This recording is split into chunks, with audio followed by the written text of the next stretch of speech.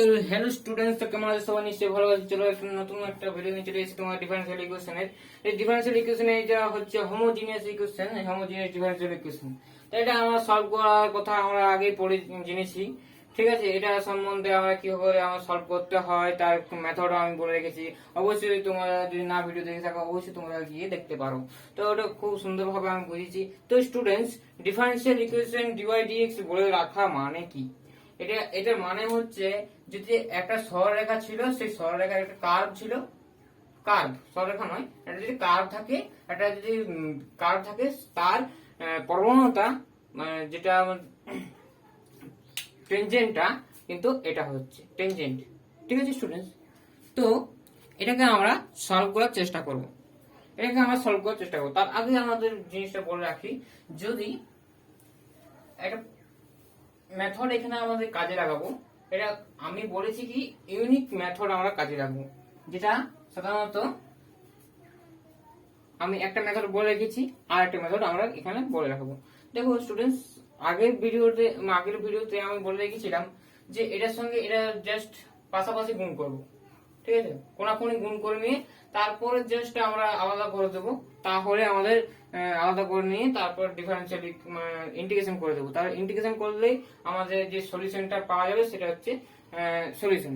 আর একটা অন্যরকম মেথডে আমি এটাকে সলভ করার চেষ্টা করছি, সেটা হচ্ছে স্থানান্তর মেথড। ঠিক আছে, দেখো, আমি যদি একটা কার্ভকে দেখাই তোমাদের, এটা হচ্ছে আমাদের অরিজিন, এটা হচ্ছে এক্স, এটা হচ্ছে ওয়াই অ্যাক্সিস। তো এটা এক্স অ্যাক্সিস আর এটা ওয়াই অ্যাক্সিস। তো স্টুডেন্টস, এখানে সাপেক্ষে যদি একটা কার্ভের ইকুয়েশন যদি এটা থাকে, তার টেনজেন্টের ইকুয়েশন যদি এটা থাকে, ধরে নাও এটা টেনজেন্টের ইকুয়েশন যদি এটা থাকে, তাহলে এই কার্ভের ইকুয়েশন যদি আমি যদি অ্যাক্সিসটাকে যদি আমি যদি দিকের পরিবর্তন না ঘটি, যদি আমি শুধুমাত্র ট্রান্সলেশন করি, তার মানে যদি জাস্ট এই পয়েন্টে যদি আমি সরাই নিয়ে যাই, মানে এটা ওয়াই ড্যাশ আর এটা যদি এক্স ড্যাশ হয়, তাহলে আর এটা ও ড্যাশ হয়, মানে আমার যদি এইচ কমা কে তে আমার অরিজিনটাকে যদি সরাই নিয়ে যায়, তাহলে আমাদের কার্ভটার ইকুয়েশন কিরকম চেঞ্জ হবে। ঠিক আছে, শুধুমাত্র ট্রান্সলেশন এন্ড রোটেশন একসঙ্গে বলা হয় রিজিড মোশন। তার রিজিড মোশন এগুলো কাজে লাগানো হয় একটা মাত্র একটা কাজ করার জন্য, যে ত্রিভুজ, চতুর্ভুজ এইসব ক্ষেত্রে সেই এরিয়া নির্ণয় করার ক্ষেত্রে খুব কাজে লাগানো হয়। ঠিক আছে, কারণ কি অনেক বড় বড় ধরনা যদি ওদের তাদের পয়েন্ট থাকে বা শীর্ষবিন্দু থাকে, ভার্টেক্স থাকে, তাহলে আমরা কি করে ওদের এরিয়া নির্ণয় করব, সেই জন্য আমাদের ট্রান্সলেশন বা রোটেশন ব্যবহার করা হয়। তো স্টুডেন্টস, এখানে আমরা ট্রান্সলেশন রোটেশন কেন বলছি, কারণ কি এই যে এটা হোমোজিনিয়াস ইকুয়েশন, এটাকে সলভ করা যায় ট্রান্সলেশনের মাধ্যমে। তা জাস্ট আমরা যদি অরিজিনটাকে সরিয়ে নিয়ে যাই, জাস্ট এই ইকুয়েশনটা কিভাবে পরিবর্তন হবে সেটাই আমি তোমাদের দেখাচ্ছি। তো স্টুডেন্টস, অক্ষদ্বয়ের দিক পরিবর্তন না করে শুধুমাত্র সমান্তরাল ভাবে যদি আমরা অরিজিনটাকে যদি আমরা চেঞ্জ করি, তাহলে কি হবে? তাহলে অক্ষরকে অপরগতি রেখে যদি আমরা অক্ষর মূল বিন্দুকে যদি আমরা জাস্ট মূল বিন্দুকে যদি আমরা এইচ কমা কে তে যদি স্থানান্তর করা হয়, তাহলে এইচ কমা কে তে যদি আমরা স্থানান্তর করি, ভাষাটা আমি একটু লিখি। তো স্টুডেন্টস, এখানে বলা হচ্ছে কি অক্ষদ্বয়ের দিক পরিবর্তন না করে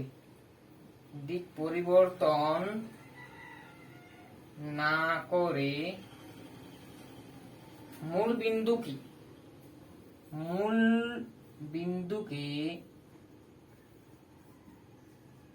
এইচ কমা কে বিন্দুতে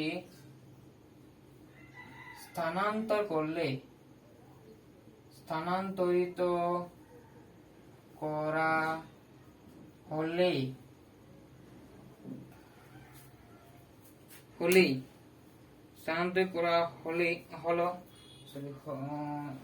হলো যাতে যাতে যাতে তো স্টুডেন্টস আমরা যদি এটা কি করি, একটা জিনিসটা আমরা যদি আমরা একটা অ্যাক্সিসকে আমি রিপ্রেজেন্ট করে দেখাই তোমাদের, এখানে অরিজিন এটা ও এক্স, এটা ও ওয়াই। তো স্টুডেন্টস এখানে যদি বিন্দুর স্থানাঙ্ক হয় এক্স কমা ওয়াই, তো স্টুডেন্টস যদি আমরা এইচ কমা কে তে তার সাপেক্ষে যদি আমরা এই বিন্দু স্থানাঙ্ক দেখতে যাই তাহলে তো চেঞ্জ হবেই। তা অরিজিনটাকে জাস্ট ও ড্যাশে নিয়ে গেলাম এইচ কমা কে, তার মানে কি এক্স এক্সিস বরাবর নিয়ে গেছি এইচ দূরত্ব, আর ওয়াই এক্সিস বরাবর কত নিয়ে গেছি, এটা নিয়ে গেছি কে দূরত্ব। তো স্টুডেন্টস সেই জন্য আমরা এখানে দেখলাম যে এইচ কমা কে টা আমরা নিয়ে গেছি, তখন এর বিন্দুটা কি করে চেঞ্জ হয়েছে, মানে কি চেঞ্জ হয়েছে। তো স্টুডেন্টস এখানে দেখো জাস্ট এটার সাপেক্ষে যখন দেখছিলাম তখন এইখান থেকে এর দূরত্ব ছিল কত, জাস্ট এর দূরত্ব ছিল জাস্ট এক্স, আর এখান থেকে এর দূরত্ব ছিল ওয়াই। তার মানে এখান থেকে আর এই দূরত্বটা, ঠিক আছে, এই বিন্দু স্থানাঙ্ক নির্ণয় করছি, তো তাহলে এইখান থেকে এইটুকু আর এখান থেকে এইটুকু, তার মানে এইটুকু জায়গাটা আর আলটিমেটলি এইটুকু জায়গাটাই আমাদের অ্যান্সার। মানে নতুন এক্সিসের সাপেক্ষে যেটা পাচ্ছিলাম, মানে নতুন এক্সিসের সাপেক্ষে তার স্থানাঙ্কটা হবে ওটা। মানে এটা আমি যদি ধরি এটা আমাদের এক্সিসটা, ঠিক আছে, ও dash x dash O dash Y dash, তাহলে ওই বিন্দু স্থানাঙ্কটা হবে কি জাস্ট এই দূরত্বটা, এইটুকু দূরত্বটা কত হচ্ছে, এই বড়টা যদি এক্স হয় তাহলে এইচটা বাদ হয়ে যাবে, তাহলে এক্স মাইনাস এইচ কমা কত হবে, এটা জাস্ট ওয়াই মাইনাস কে। তো এটা হবে, আমরা যদি ওই বিন্দুটাকে আমরা যদি ধরি এক্স জিরো ওয়াই জিরো, তার মানে কি students x zero equals to আমরা কি বলছি এক্স মাইনাস এইচ, আর ওয়াই জিরো মানে হচ্ছে আমরা পাচ্ছি ওয়াই মাইনাস কে। তাহলে আলটিমেটলি আমরা এখান থেকে কি পেলাম, x equals to x zero plus h, আর ওয়াই জিরো সমান কি পাচ্ছি, ওয়াই সমান পাচ্ছি y zero plus k. Okay students, এরকম ভাবে আমরা অবজারভেশনটা করলাম। তো স্টুডেন্টস এটা আমাদের লাভ কি, জাস্ট এটা আমাদের লাভ হলো যে বিন্দুটা ছিল মূল বিন্দু, জাস্ট ওই বিন্দু স্থানান্তর করা হলো যাতে এক্স কমা ওয়াই বিন্দুটা, ঠিক আছে, কারণ কি আমাদের এইটা প্রবণতা সেটা কোন বিন্দুতে মানে নির্ণয় করা হয়েছে, এখানে এক্স কমা ওয়াই তে আমাদের নির্ণয় করা হয়েছে, তাই তো ওটা জেনারেলি হ্যাঁ বিন্দুর নতুন এই বিন্দুটা নতুন স্থানাঙ্ক কত হবে, বিন্দু নতুন স্থানাঙ্ক একটু লিখতে হচ্ছে, নতুন স্থানাঙ্ক x0, y0। তো সম্পর্কটা এটা, তাহলে আমাদের কন্ডিশনটা আমরা এটা পেয়েছি, তাই তো কন্ডিশনটা আমরা জাস্ট এটাকেই লিখিয়ে দিব। তো কিভাবে এলো, কিভাবে এটাকে আনতে পারলাম সেটা আমি অবশ্যই তোমাদের দেখিয়ে দিলাম।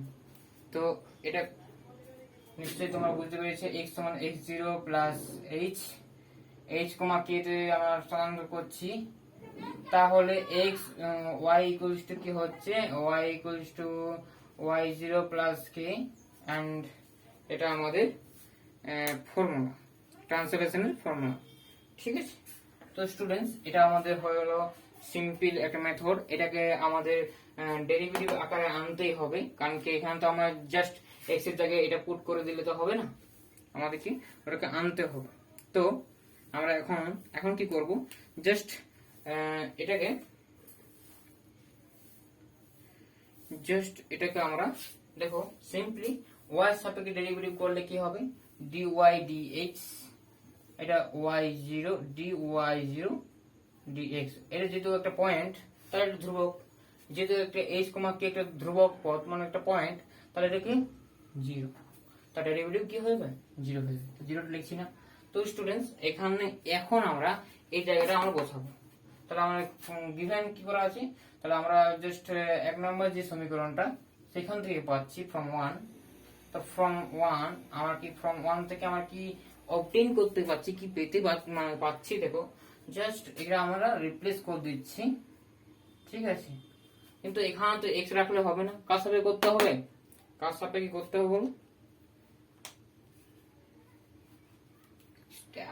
সাপেক্ষে করতে হবে, তাই তো। তাহলে এটা সেম চেঞ্জ হয়েছে, y0 চেঞ্জ হয়েছে, এটা x0 চেঞ্জ হয়েছে।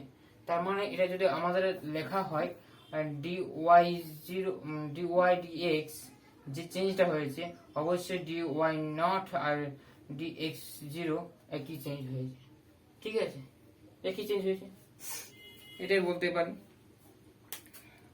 তো এটা আমরা এখান থেকে বলতে পারি সিম্পলি। তো এখান থেকে জাস্ট আমরা যদি রিপ্লেস করি ফ্রম 1, তাহলে এটা আমরা হবে x0 ইকুয়ালস টু হবে 2 ইনটু x। 2 ইনটু x মানে হচ্ছে এটা, 2 ইনটু x মানে হচ্ছে এটা, plus 9 into y0 plus k minus 20 by 6 into x0 plus h plus 2 into y0 plus k minus 10 and আমরা কি পাচ্ছি আলটিমেটলি এখানে দেখো d0 dy0 dx0 এখানে পাচ্ছি 2x0 plus 9y0 minus 20, ঠিক আছে। জাস্ট minus 20 টা পরে লিখবো আমরা, জাস্ট লিখছি 2h plus 9k, okay, 9k minus 20 by 6x0 plus 2y0 plus 6, sorry এটা হচ্ছে 6h plus 2k minus 10, okay students. তো এখানে আমাদের 2 নাম্বার দেবো, নাম্বারিং 2 নাম্বার দেবো। তো স্টুডেন্টস এটা আমাদের দেখা হচ্ছে যে এই ট্রান্সলেশন সাহায্যে একটু লম্বা হচ্ছে অঙ্কটা, কিন্তু খুবই ভালো মেথডটা শিখে রাখাটা খুবই ভালো। তো স্টুডেন্টস এখন এখানে মেথডটা শেখা মানে কি, জাস্ট আমরা জাস্ট এইচ কে কে এমন ভাবে ডিনোট করব যে আমরা কোথায়, আমরা কোন বিন্দুতে নিয়ে গেছি সেই বিন্দুটাকে বের করব, এইচ কমা কে টাকে বের করব, এই দুটো সমীকরণকে সিদ্ধ করতে হবে। তো স্টুডেন্টস আমরা সমাধান করব প্রথমত। তো সমাধান করলে আমার দুটো জাস্ট এমন ভাবে নেওয়া হচ্ছে, এইচ কে কে এমন ভাবে নেওয়া হবে, জাস্ট এইচ কমা কে এমন ভাবে নেওয়া হবে, এমন ভাবে নেওয়া হবে যাতে এই পার্টটা আর এই পার্টটা 0 হবে। আর 0 হলে কি হবে, কনস্ট্যান্ট টার্ম, তো কনস্ট্যান্ট টার্ম গুলো কি হচ্ছে, হারিয়ে যাচ্ছে।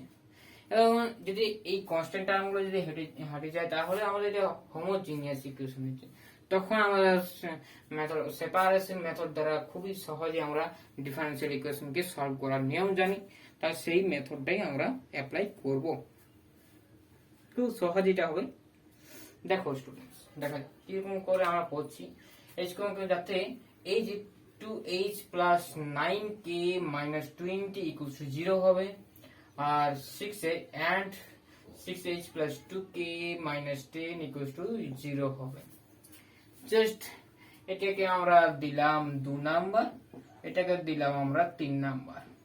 এটাকে আমরা সলভ করব স্টুডেন্টস, তাহলে আমাদের মেটারটা আরেকটু ক্লিয়ার হয়ে যাবে। তা এটা সলভ করো, দেখো তোমাদের সলিউশনটা কি আসবে, ঠিক আছে। সমাধান করলে দেখবে তোমরা, জাস্ট আমাদের সমাধান করলে খুব সহজেই আসবে। যে কোনো মেথড আমরা জানি, অপনয়ন জানি, বজ্রগুণন জানি, ঠিক আছে, পরিবর্তন নিয়ম জানি, তো বিভিন্ন রকম নিয়মে আমরা সলভ করতে পারি। এটা জাস্ট আমরা এইচ আর কেটা আমি তোমরা একটু সলভ করে নিও, আমি জাস্ট ডিরেক্টলি আমরা সলভ করে দিচ্ছি। তো এটা হবে, এটা 1 যদি বসাও আর এটা যদি 2 বসাও তাহলে কিন্তু আমাদের হয়ে যাবে, দেখো 2 এটা হচ্ছে কি 20 মাইনাস 20 0 হয়ে যাচ্ছে। আর এটা হচ্ছে দেখো এইচটা হচ্ছে 6 আর এটা হচ্ছে 4 মানে 10। ওকে, অ্যান্সার মিলে যাচ্ছে। তো এটা এইচ আর কেটা আমরা পেয়ে গেলাম। তো এখানে আমরা সলভটা করবো আর জাস্ট এইচ আর কেটা যখন পেলাম তাহলে এটার রিডিউস ইকুয়েশনটা আমরা ডিফারেন্সিয়াল ইকুয়েশনটা খুব সহজেই নির্ণয় করতে পারবো। তো আমার সলিউশন হবে, জাস্ট এটা কি আমরা রিরাইট করে দিলাম। কেন এটা বের করলাম, শেষ আমরা যেটা ধরেছি জাস্ট ট্রান্সলেশন ধরেছি, আমরা ট্রান্সলেশন ধরেছি x equals to x0 plus h, কিন্তু h এর মান তো 1, তাহলে x0 প্লাস 1 হয়ে যাবে। আর y ইকুয়ালস টু আমরা কি ধরেছি y0 প্লাস k, আর এখানে k এর মান তো আমরা 2 পেয়ে গেছি, তাহলে 2, সেই জন্য নির্ণয় করলাম। ঠিক আছে, এই আর k টাকে এরকম ভাবে নিলাম যাতে ওটা এই টার্মগুলোকে 0 করবে। তো 0 করার পর আমাদের ইকুয়েশনটা দেখতে হচ্ছে জাস্ট এইরকম, জাস্ট এরকম। যদি এরকম দেখতে হয় তো এটাকে সলভ করা খুব সহজই আমরা জানি যে এটা সলভ করা খুব সহজ মেথড আছে। তো কি আমাদের মেথড, সেই মেথডটা আমরা জানি y0 equals to bx0 put করব। পুট করলে অতি সহজেই এটাকে আমরা পাবো। তাহলে dy0 dx0 b plus x0 into bx0। ওকে, তো এখানে আমরা পুট করলে এটা পাবো কি b plus h into dx0 আছে dv dx0। এখানে জাস্ট যদি আমরা পুট করি x0 টা ক্যান্সেল হয়ে যাবে, তাহলে 2 পরে থাকছে 2 9v 6 প্লাস 2v and এটা পাচ্ছি x0 dv dx0 equals to 2 plus 9v minus vটা ওদিকে নিয়ে যাচ্ছি, এই ভিটা জাস্ট ডান দিকে চলে গেলে কি হচ্ছে মাইনাস হয়ে যাচ্ছে। তাহলে মাইনাস করে ডিরেক্টলি আমাদের করি 6v মাইনাস 2v স্কয়ার। ওকে, এটা আছে জাস্ট মাইনাস আছে আর এটা 6 প্লাস 2v। আলটিমেটলি আমরা কি পাচ্ছি, তাহলে সেপারেশন মেথডে খুবই সহজ হয়ে গেল। ঠিক আছে, সেপারেশন আনাটা খুবই আমাদের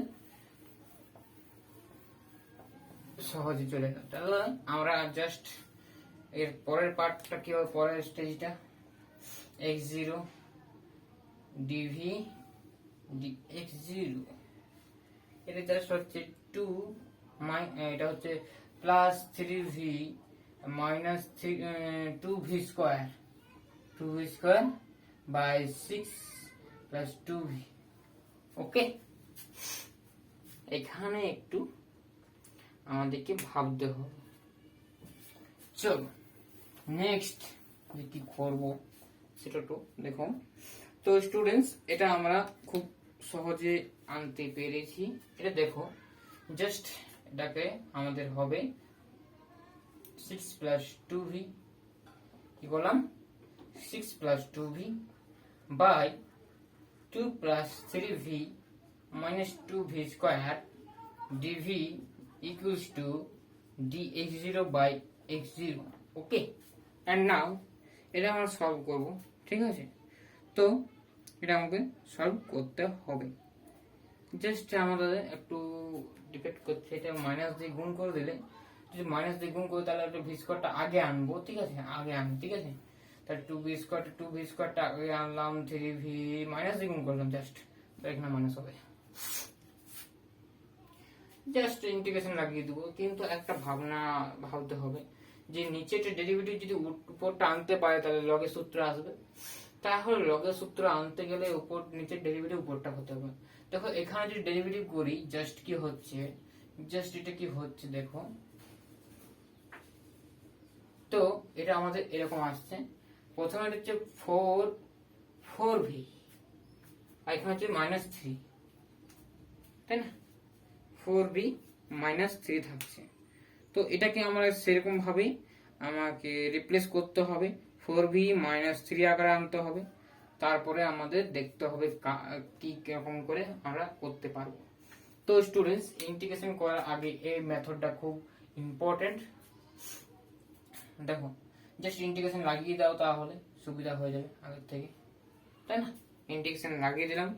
এখন একটা কনস্ট্যান্ট তো দিতেই হবে, জাস্ট একটা c1 কনস্ট্যান্ট নাম দিয়ে দাও, যেটা এই দুটোর কম্বিনেশন একটা আসবে। 1 মিনিট, এটাকে আমরা সলভ করবো কিভাবে ভাবো। দেখো জিনিসটা আমরা জাস্ট যদি আমরা 1/2 আনি, এখানে 4 তো এসেই যাবে, তারপরে এটা আসবে 1/4 তো আসবে। ওকে, 1 মিনিট। ওকে, তো এটা আসছে 1/2 4v -3 আসবে, ঠিক আছে? আলটিমেটলি আমাদের কি কি আনলাম দেখো, জাস্ট এখানে 2v আসছে, এখানে আসছে 3/2 মাইনাস আসছে, আর এখানে 3+3/2 আনতে হবে, 3/2 আনবো, আর এখানে 6 আমাদের থাকবে। তা আলটিমেটলি আমাদের জাস্ট এরকম ভাবে হবে, যাতে আমরা এটাকে সহজেই ইন্টিগ্রেশনটা করতে পারি, সেটাই আমাদের লক্ষ্য, এটাই আমাদের লক্ষ্য। তো এটা আমাদের log x0 হয়ে গেল c1। ওকে, তো এভাবেই আমাদের সমীকরণগুলোকে সিদ্ধ করতে হবে। তো স্টুডেন্টস, এটা আমাদের এই অঙ্কটাই আমাদের খুব ইম্পর্টেন্ট অঙ্ক ছিল, সেই জন্য করে দিলাম।